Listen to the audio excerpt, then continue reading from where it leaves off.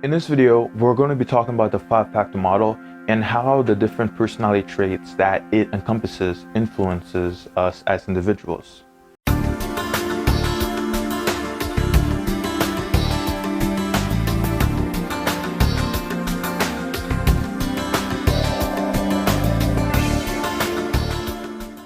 When it comes to the five-factor model, it has a very interesting history. It has changed many times. It first started out as Henry Odbert and Gordon Allport generating 4,500 words that pertain to personality. Now, psychologists realized that was just way too many and it'd be a hard model to use.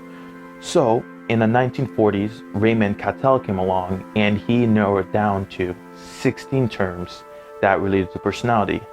Psychologists continued to talk and they thought that was way too much still. So Lewis Goldberg and many other psychologists generated to 5 terms, which we now know as canoe. It's a simple way so that students and adults could memorize it sooner. So the C in canoe stands for conscientiousness, and then the A stands for agreeableness, and then the N stands for neuroticism, the O stands for openness, and then the E stands for extroversion. McRae and Costa were the ones that were able to confirm that the model is an effective tool to be used to assess personality. Now, as time went on again, psychologists figured out that there's definitely more terms that pertain to personality. Michael and Kibon Lee added 2 new terms to the five-factor model, and they actually changed the five-factor model to something completely different. And the new version is HEXACO, HEXACO. And now what they added was humility and honesty. And the new model means now, so the H is for humility and honesty, and then the E is for emotionality, and then the X is for extroversion, A is for agreeableness, and then C is for conscientiousness, and O is for openness. So the model, it's kind of the same as the five-factor model, except a new term kind of got added to it. Now, as we break down the five-factor model down much more closely, we get a better understanding of what the 5 terms mean. The C in canoe stands for conscientiousness, and that essentially means your ability to regulate your emotions and your impulses so that you can achieve your goals. Now, people that are high in conscientiousness tend to be more organized, more disciplined. They're very much detail oriented, and people tend to see them as very careful. Now, someone who is not conscientious, they're very impulsive. They're not really organized. They're more focused on short-term gratification. So the future is not really in their mind. So in the workforce, people like that are not going to perform too well. The next term is agreeableness, and with agreeableness, it focuses on people's orientation and interactions with others. Now, those who are high in agreeableness often are described as soft-hearted, and people tend to see them as very trusting, and in their networks, they're usually well-liked. Now, people who are low on agreeableness tend to be seen as very suspicious, and they can be seen as manipulative, and their relationships in their networks usually are not that meaningful, and they do not last too long because they're just very hard to get along with. Now, the next letter is extroversion. And extroversion, this basically means our interest in wanting to talk to others. And now people who are extroverts in social situations, they dominate. They have a good time. It gives them a lot of energy. And part of the reason for that is because people that are extroverts, they have high cortical arousal, so they need a lot of stimulation from the environment to get them going. Now, people that are introverts, social situations, it's very draining for them. They prefer kind of being on their own, maybe reading at home or listening to music all by themselves, In social situations, they tend to do very fine, because just because you're an introvert, it does not mean you're shy. Because like there's this misconception that people who are introverts do not perform well in jobs and conversation settings, and that's completely false. There's been many studies that show that introverts perform well in the workforce and in social situations. The next letter is openness, and this one is our willingness to want to try new things, as well as engage in imaginative thinking. It also kind of assesses, do we like thinking about a lot of things, like intellectual material per se. People who are high in openness, they tend to be very creative artists. Leonardo da Vinci would be seen as very much open. They also prefer to be independent. You're not really going to typically see an open person trying to get help on every single thing.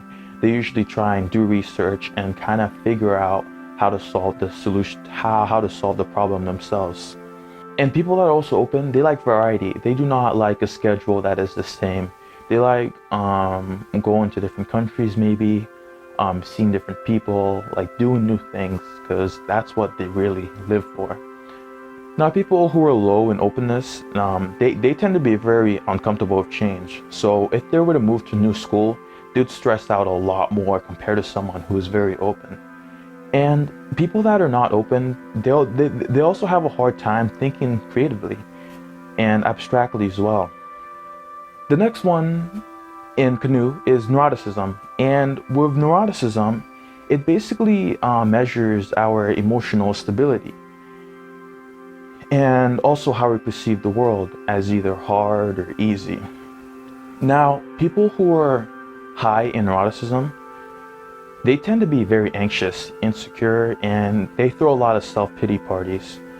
And their moods tend to be very shaky. They're not happy all the time. They're very irritable, and they're not really comfortable with themselves overall. So life can be quite challenging for them.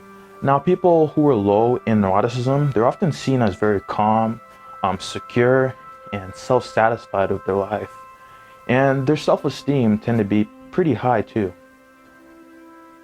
The 5-factor model can also impact the way we interact with the environment and who we are overall. For example, in marriages, when a partner scores lower than the other on agreeableness, stability, and openness, there tend to be a lot of conflicts in the marriage.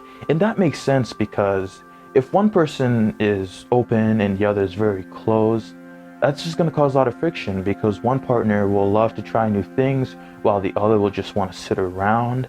And also neuroticism too. If one person is low in neuroticism and the other is high, I mean, the person who's low in neuroticism is going to be much calmer, and they're going to be more happy with themselves compared to the other person. So it makes sense why there'd be conflicts, because they're really two different kind of people trying to mingle, even though they're not really compatible that well. People who are high in neuroticism also have a lot of risk factors for their mental health.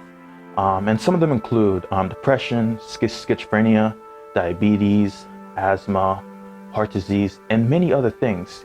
And this makes complete sense, because if you're high in neuroticism, I mean, there's a lot of cortisol going throughout your body, and that tends to break down your whole biology. So I believe, though, if you're high in neuroticism and you actively try to become a much calmer person, you will eventually become that person, even though studies have shown that over the course of our lifetimes, where we land in the model, it doesn't tend to change. But if we're actively trying our best to become a better person, the odds are most likely going to be in our favor.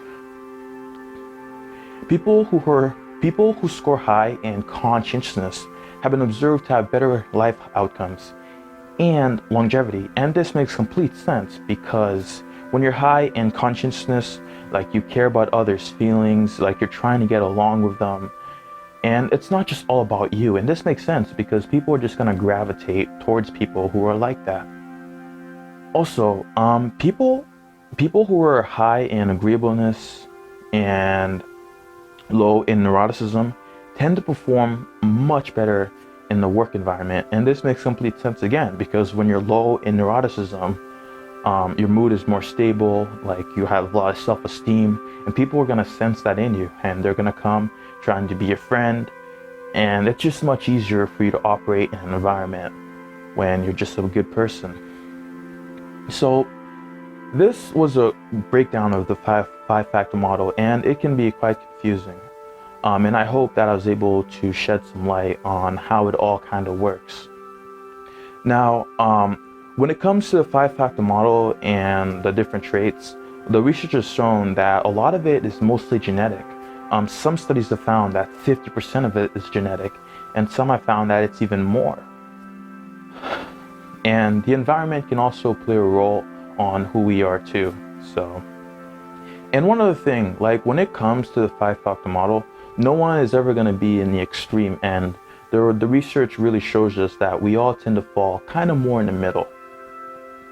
It's very good to understand the five-factor model because it gives us a basis of who we really are, because if we can understand our personalities, we can take action to be sure that we put ourselves in situations where we'll perform well based on our personality type. I will have a link to 2 different quizzes that you can take. One that mostly focuses on the five-factor model, and one that focuses on the HEXACO model. And they will help you assess what kind of personality that you actually have. This was the end of the video, and I hope you guys found a lot of value from it, and I will catch you in the next one.